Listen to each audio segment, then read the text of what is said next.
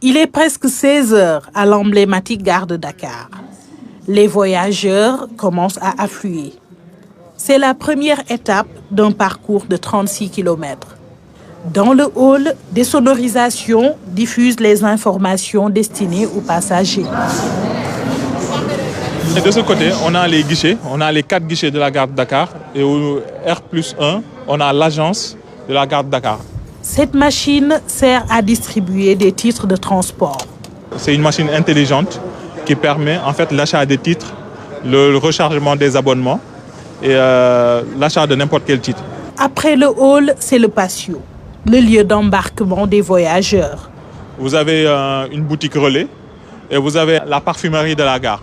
Aujourd'hui, ce que nous proposons à nos clients, puisque les gares sont des lieux de vie aujourd'hui, nous leur demandons effectivement pendant leur parcours voyageur de pouvoir effectivement, si besoin, utiliser ces commerces. À votre droite également, on a un futur commerce, de l'autre côté, à votre gauche plutôt. Et au niveau de l'étage, c'est ce qu'on appelle l'extension. Donc si vous regardez bien, cette partie-là a été ajoutée ou rajoutée à la gare, parce que c'est l'extension de la gare. Le bâtiment historique de la gare, c'est toute cette partie-là qu'on vient de voir. Pour accéder au premier étage, des escaliers, un escalier roulant et un ascenseur sont disponibles. Au deuxième et dernier étage se trouve l'agence où on confectionne les cartes d'abonnement. Par exemple, une carte perdue peut être renouvelée à partir de ce site. De l'autre côté, le service administratif. Construite en 1913, la gare de Dakar a été mise en service en 1914.